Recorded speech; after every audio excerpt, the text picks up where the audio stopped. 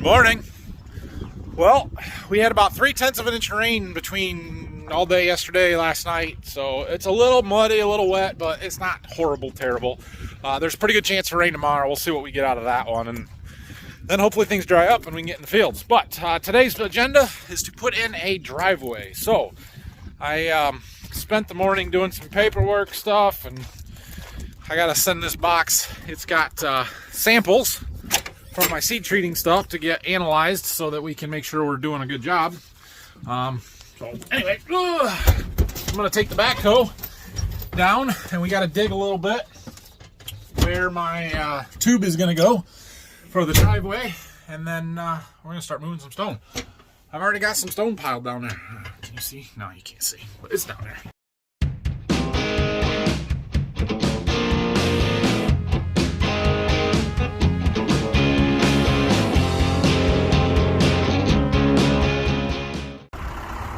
Okay, we've got to get this culvert put in somewhere here so that the water will go that way. Yeah. So last summer, the township came in and put a 4-inch tile in along the road here. They buried it in here to keep the water moving along the side of the road so that it doesn't pool up and make everything... Yeah, it keeps the road bed firmer is what it does. Anyway, point being, we kind of got to work around that. So I think we're going to actually stay out here towards the road a little bit closer. And I don't want to do much, but we're going to dig this out just a little bit with the backhoe so that that sits down and we can get enough cover on top of it to not smash it, scrape it out with the when we're scraping snow, that kind of stuff. So I'm going to take them two pieces, kind of put them together and mark off where I want it. And then we're just going to dig a little bit of dirt, throw it in there with the backhoe, and then we'll get our stone, which I piled over there because I didn't have anywhere else to put it, and we'll get it bedded in. All right, I think this looks pretty good. We're way past the end of the driveway here, so I've got 40 foot of culvert. I'm gonna put it all in, but we're gonna cover part of it with dirt because I don't need 40-foot driveway for my truck and my wife's car to get into our house. I have 40-foot down there for semis, and it's too narrow, but anyway. So we'll have a little dirt on both ends, but it'll allow us to flare it out a little bit. My plan is to make the actual driveway about 15 feet wide once we get back in there farther. So I'm going to mark the ends here, then we're going to take the backhoe and just, like I said, basically just scrape the sod out so that we can lower it just a little bit. We've got lots of fall on this end. The water will get away and go. Honestly, I don't think there's going to be much ever come through here anyway, except for when we get 3-inch rains. That happens once every 2 to 3 years. So it's mostly for show here.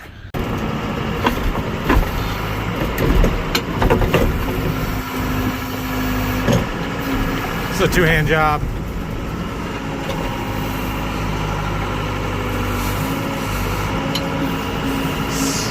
All right. Okay, we got a trench. I think it looks pretty good. It's not perfectly level, but it'll be fine. I'm gonna go get a shovel. I should have brought some shovels, but I'm gonna run back to the farm, get a shovel. We're gonna grab a scoop of the small stone over there and maybe bed it just a little bit, layer a little bit underneath, and then we'll get our culvert laid in there, and then we can start covering it up. I have to get a little of this loose dirt off of there. Just throwing a little stone in the bottom to help level it up and even things out, but that's going to be a problem. All right, it looks pretty good to me. Feels relatively even. I suppose if I really wanted to do this right, I should get the laser and make sure I've got some grade, but like everything else on this site, we've got plenty of fall coming downhill here, so it doesn't have to be perfect, and water's still going to move through it. So we're going to lay that tile in there, the culvert. I got some tape to tape the joint together, make sure it doesn't come apart or anything, and then we'll get it bedded. Okay, sweet, our culvert is in. I bedded it in a little bit of stone, more in the middle here where it's going to actually be stone. so it won't move at least too much. I probably should put a little more on that end. And then I scraped back some of the loose dirt that was on this edge, and we are ready for our fabric. So we're gonna put just a single run right down the middle here. Then we can get some stone, and I've got 2 different sizes of stone. We'll talk about that when I get over there, I guess. But let's build a driveway. Okay, I got the first roll laid out. That was a little difficult, one person with the wind, but I got enough stone on it. It's not going anywhere now. I'm gonna get some big stone and put on it. The purpose of this fabric, this is a geotextile woven fabric. The point of it is to keep my stones from getting compressed down and pushed down into the mud. Our soft clay, when it gets wet, it squishes. Stones go deeper, mud comes up, it's a mess. So I did this in my driveway over there when I put that one in. I really liked the way that it worked, and so I'm going to use it again here. We're going to do one section at a time. I got 4 rolls of this stuff. I'm probably only going to use 3 of them right now, and we'll see how far that goes. But stone, it's time for stone. All right, stone. Let's talk about stone. Well, boys are with Grandpa this morning. They're burning trash for me and cleaning up around the farm. So we have 2 different kinds of stones here. This one here, well, it's all limestone, but these are what they call 4s, and that's the size of them basically. These are a little bit bigger. So I'm going to use this load as a base. I'm going to put them down first, and then we're going to put this stuff on top of it. So those are 4s. This is what we refer to as 411s, which means that it has 4s mixed with 11, which is basically dust. Although I argue that the stone size is smaller than those, so it's not really 4s, but whatever. But you can see all the fines that are in here, and those fines will settle in between the bigger stones and just kind of lock everything in, and it packs really, really well. This is what we use for a base. Anytime we're building something and trying to get a good solid base. When I put my sidewalk in at my current house last summer, I used that for packing in underneath it and stuff. So we're gonna start with this stuff. We're gonna scoop some up. We'll put a thin layer down, 2 or 3 inches thick, and we'll come back over top of it with the 411s. They are bringing me another load of the 411s. That stuff doesn't go as far as the 4s do, and this driveway here could use some 411s on it, because, well, I put a load of 6s on, which is smaller, but it doesn't have the fines, and they don't lock together as well. And so then when I'm pushing stones with my snow, or when I'm pushing snow, I get stones in it, and it's why I had to sweep them out of my yard. And so I kind of want to coat it with some 411s to get some fines and lock everything together. We're gonna end up with a bunch of these 4s right here at the start to get that brought up enough that we can drive over it. That's okay. All right, well, I had to bed that tube in and get it completely covered up before I could drive across it, but there I laid in my 4s. That really, what you can see there is just 2 bucket loads, just spread out. It's pretty thin. We're gonna go get some 411s and cover it up. Well, I've certainly got some grading to do and leveling and everything, but we are building a driveway. So I'm ready for the next roll of fabric. So I'm gonna roll that out here, get it pinned down with some of that M4s, and then we'll keep going. My 3rd load of stone is here, and that is quite a truck, let me tell you. Anyway, I'm gonna have him dump it in that corner because I don't think I'm gonna use all of that stone right now. So it'll be out of the way over there. Well, there it is. That's, we're gonna call 2 sections, 2 rolls of the fabric. I was gonna do 3, but now I'm kind of debating that a little bit, because 3's gonna, I'll have to measure it, count it off a little bit, how far back the next one will go. Basically where that flag is and that flag is kind of straight out from the walls of the garage, and where the driveway is going to have to turn. I do not want to make that turn and go up there because, well, they're going to come in here and dig a bunch of dirt out and make mud and throw stuff everywhere, and there's no sense in putting stone here that's just going to get buried and put in the mud. So yeah, I think looking at it from here, we're probably going to do one more section, bring it back this way a little bit farther, but we aren't going to clear up to the house. So what I've got looks really good. I'm pretty happy with it. I got the road, the stuff around the road flared out really nice. So it's lunchtime. I'm gonna go get something to eat, and we'll come back and work on it some more this afternoon, I guess. I need to get some dirt on the ends of the culvert there, but I might wait until we get some dry dirt to do that instead of mud. Okay, I am back from lunch. Got the next section of fabric laid out here. We gotta get some stone on it before it blows away. I've pretty much got that driveway where I want it. I'll show it to you in a minute, but I used up basically this whole first load of 411s. I'm just gonna grade this off a little bit, what's here. I still, however, have quite a pile of the 4s left, which is good, but they're in the way. So we're gonna have to move them, and we're gonna put them back over there next to that other pile. Well, the boys woke up from their nap and they're trying out the new driveway. Here's what we got. Looks pretty good to me. What do you think? Is it a good driveway? Is it a good driveway?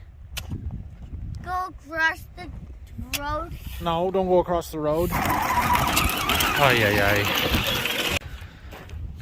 I got the rest of the tube buried over here, and we flared out this ends a little bit so that you can actually make the turns and get on the driveway and the road. So it's not done by any means, but it is good enough for starting. Hey, didn't I tell you to stay off the road? I think you crashed. This is exactly a crash. You're not even 5 and you've had your first crash. Oh man. How are we gonna fix this? What are we gonna do? What to put it on the road? Push it on the road? Yeah. Okay. You don't. Well, I did get my piles moved, so they're both over there now. We'll just let them sit until we need some more stone. Once the basement and the garage walls and everything are poured, then I can finish the driveway up to the garage, but there's no point in putting a bunch of stone up to where it's gonna be now when they've just got to dig a big hole and put mud and dirt and crap everywhere, and it's gonna waste the stone. So we're gonna wait until after that stuff is poured before we do any more driveway over there. Did you get them all? No. No. We're cleaning up a little bit. I've been getting some plot seed stuff in these boxes, FedEx. So I'm opening them up, putting them over there with all the other plot seed that somebody needs to take care of. It's not really my job, but it's all right. We might have to go burn some more trash, it looks like. All right, we've got a full load of cardboard boxes to take back and burn, but uh-oh, Mama's here. What do you think? What? Should we let her come with us? Yeah. Okay, I suppose. Dad's sawdust from his planer is smoldering. I'm sure that stuff is pretty wet. Yeah, that's gonna smolder for a while. So my boys have been riding their gator around out there, and they pick up rocks, which is awesome, except for that then they bring them over here and dump them in my driveway. So I gotta pick them up. There's more over there. All right, well, I got a driveway put in today. That's something at least. So that's good. I am gonna head home pretty soon here. I did want to address, you guys left me a lot of great comments and feedback on yesterday's video on my floor plan and stuff. I wanted to talk about a few of those things though while I'm sitting in front of my computer, and I can show you just a little bit more. A lot of comments about the garage, so let's talk about that. Couple of people said to make the garage deeper, and well, I mean, this is 26 feet inside dimensions depth. It's 27 to the outside, so I think that's enough. My current house is 20 foot, and I could get my Chevy, my 3/4 ton truck in it, but you couldn't walk around the truck. So I've got 6 more feet. That should do it. So that's what it's going to end up being. And as far as width of the doors, they are 2 10-foot doors. So they are plenty wide to get in and out. I hate single, big wide garage doors, like a 16-foot garage door for 2 cars. I hate that. I'm not doing that. And my parents' garage over here, I believe they have 9-foot wide doors, and Dad broke the mirror off his truck because he hit it. So we went 10-foot wide. There's 18 inches between them, but with them being 10-foot doors, there should be plenty of room between the cars. And then we've also got this bump out on the front side here, so there'll be more room there. be 2.5 feet at least. And then over here, there's obviously plenty of room. So I'm happy with the garage. I think that's pretty good. There's talk maybe of putting a sink in this corner or something, you know, so you can wash hands. We do have this stairs going down to the basement from the garage directly too, which will also be nice. So, a bunch of people, or a couple of you, said 36-inch doors, and I tried as best I could to get 36-inch doors anywhere in this house that I could. And basically, this half of the house is all 36-inch doors. Some of these over here are either 30, I think they're 32, 2'8" by 6'8". So yeah, that'd be 32-inch doors. So the way I see it, if I'm in a wheelchair, I don't need to go over there anyway. So, but the doors into the master bedroom, all the stuff to the master bath, the laundry room, the entryway here, the entry into the house, those are all 36-inch doors. Somebody asked about vapor barrier and what we're going to use there. It will be a zip system. So the vapor barrier is kind of pre-attached to the OSB sheeting that goes on the outside, and then they tape the joints and everything. We will have in-floor heat in the basement and in the garage, so it will have the foam board insulation underneath that and the radiant heat tubes there, so that will be really nice. Estimated completion date at this point, according to my super awesome schedule that we have here, and remove tools and materials, 12/13 of 21. So that's the day. We'll see if that holds or not. I honestly don't expect it to, but you never know. So maybe. And then the last thing, I got a lot of questions about what program is this. This is Home Designer Pro 2021. It is by Chief Architect. I am about 95% confident this is the exact same program that actual architects use, or at least a version of it. Because I can make things look exactly like they do, and it works really, really well. Anyway, thanks for watching this week. Have a great weekend, and see you on Monday. It's supposed to rain tomorrow. We'll see how much we get. That'll dictate what happens next week. But we've got some more beans that got to get treated. We've got some seed to get delivered. And we're going to get the planter all hooked up and ready to go.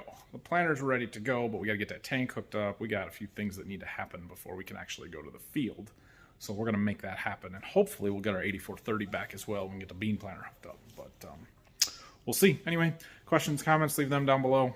Hit that like and subscribe button. We'll see you next week. Say bye.